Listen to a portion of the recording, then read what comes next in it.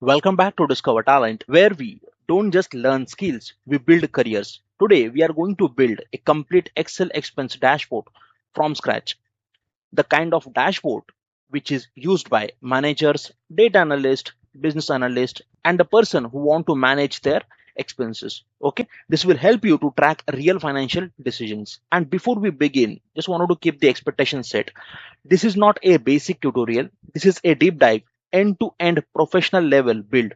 Exactly what companies expect from you to do it. By the end of this video, you will learn how to clean a data, how to build a powerful formulas, create a dynamic views. Also for the interactive per se, how we can use a slicers and add a design, some things that looks corporate ready. So now it's time to open a Excel. I'm keeping this series very basic level, okay, where you can understand what exactly the options we are using over here. Okay, you can also build your own template. If in case you need the link for this raw data set, just comment in the below section on YouTube. I'll help you with the GitHub link. Perfect. Simply click on this start first and then Excel. The moment you press Excel, you will see this kind of navigations over here, right? Simply click on this blank workbook. Here it is a vertical columns. You can see it over here, rows, right?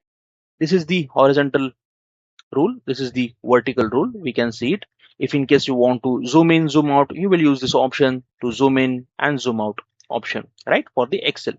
These are the spreadsheets which you can click on this option plus, and then you can insert n numbers of spreadsheets inside the one workbook.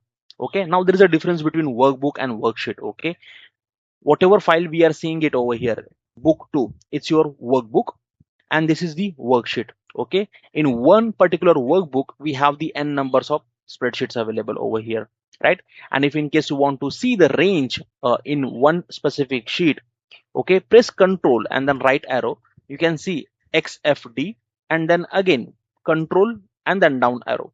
You will have the entire rows available, which is 1048576. Cool. So I think it is a sufficient to work on the one specific worksheet inside the one workbook. If in case you have any confusion about workbook and worksheet, feel free to drop your comment. We are happy to provide you support there. Now here we are going to add a data over here, and then we are also cleaning that data. Okay, I'll only explain what type of elements we are going to use it while developing this kind of dashboards over here, right? At the top you see file, pull, home, insert, draw, page layout, so on and so forth, right?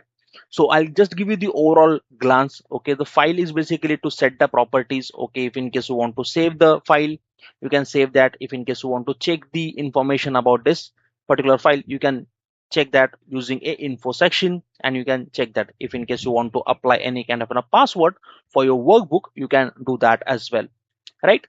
And then here home ribbon, right? In the home ribbon you have the multiple options available: copy, paste, okay, bold. Okay, you can do the alignment like this. You can also apply the color coding over here, which we are going to do it in the next particular session.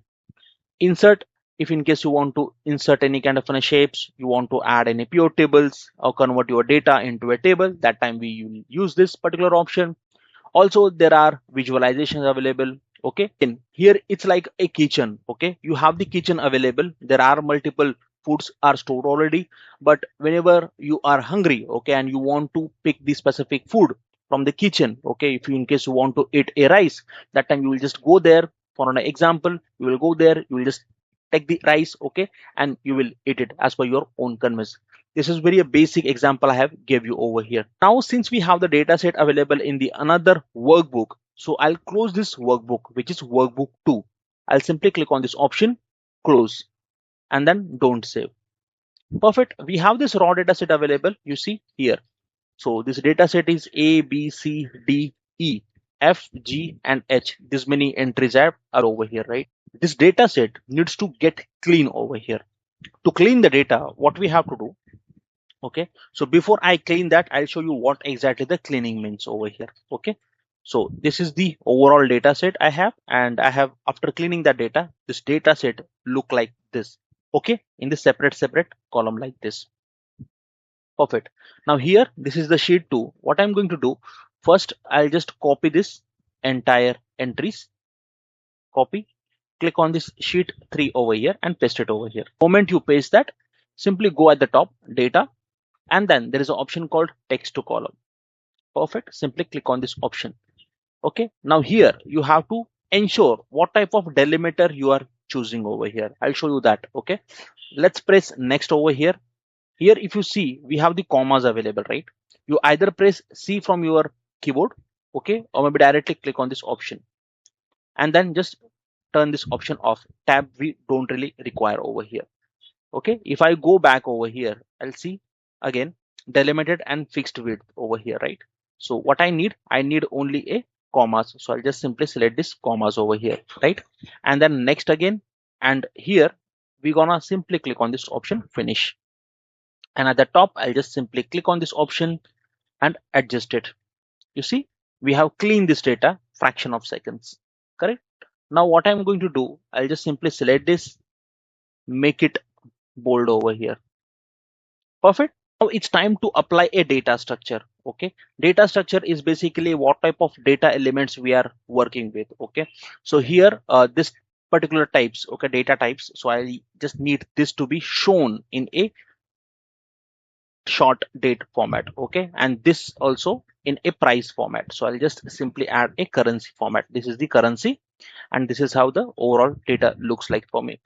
Perfect. If in case you want to apply a data validation over here, you can apply the data validation. That's also fine. Simply select this, go into a data option at the top, and then here data validation.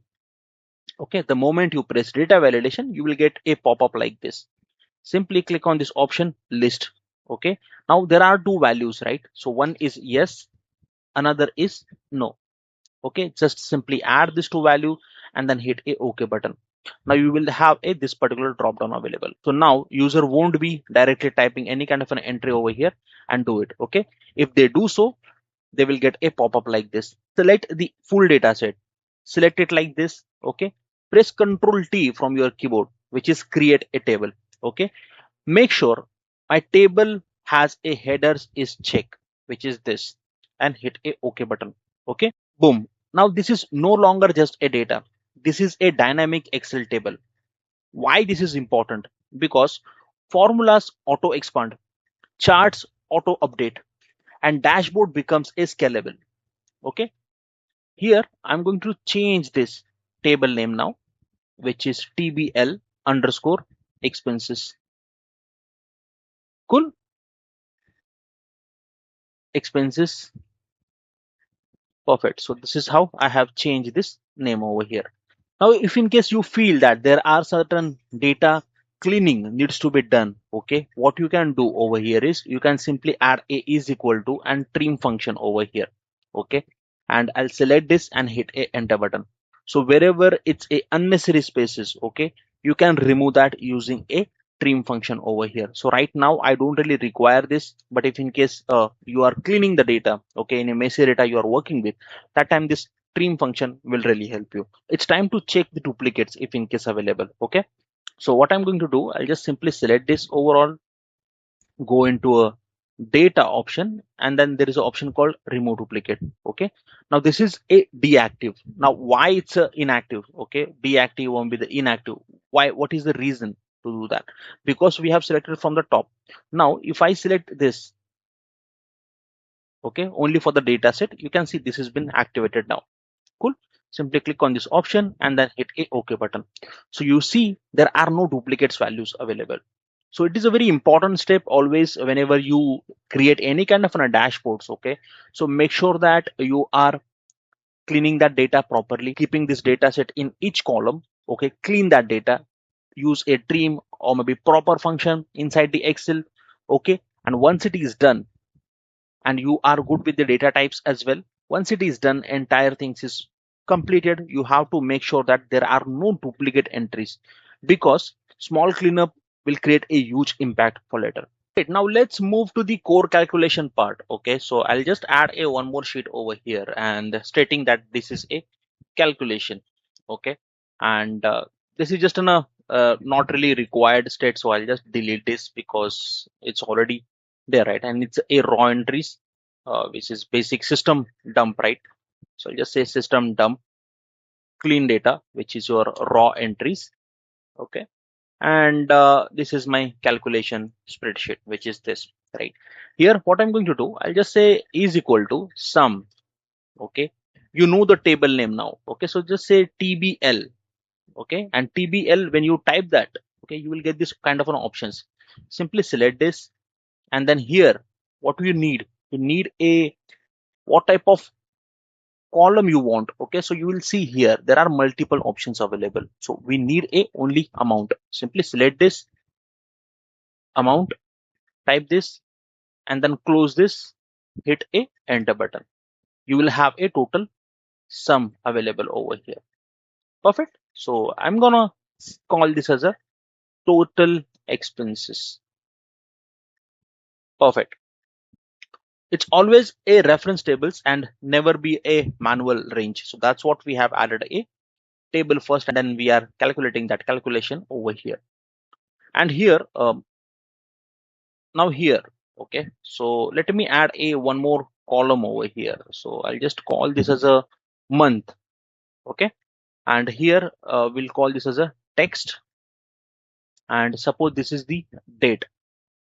Okay, and I want to showcase this in month wise, so I'll just add a triple M over here and then hit a enter button. Let's see what type of months we have available. Right now only we have 2 months. If in case you want to change or maybe amend any kind of things, okay, you can do that as well. That's completely fine. So here I'm just on a demo purpose, I'm just adding a 3, and here also I'm saying a 3. Perfect. Now I will have a 3 months available, Jan, Feb and March. In this specific column we can analyze monthly trends. This is how the business reporting works. I'll go again here in the calculation field, and here I'm going to add a reimbursable analysis. Okay, so simply add a is equal to SUMIFS. Okay, let's add this kind of a formula over here. And what is the table name? So table name is table expenses over here, right? And we're gonna add a amount. Okay, so once we are good with this, simply close this, comma. Let's add a once again expenses. They're going to add a reimbursement kind of thing, right? So let's select this reimbursement. Okay, and select this, comma, add a yes over here. Okay, and simply close this particular formula. Okay, once you close that, hit a enter button. You will get a result like this. Perfect. So this is your final result, and we're gonna call this as a Sybil analysis. Okay, so this is how I have added this. And now what we need a another no. Okay, so I'll just simply copy this and paste it over here. Okay, and this time we'll call this as a no. Okay, even if you go there, okay, and just type it normal formula. Okay, this is the range is same, but we want to this time add as a criteria as a no. Okay, so what are the no entries here? We are seeing it over here. Those calculation will get a applied automatically there. Okay, 1107, and if you go here, it is the calculation. Okay, and this is how the finance teams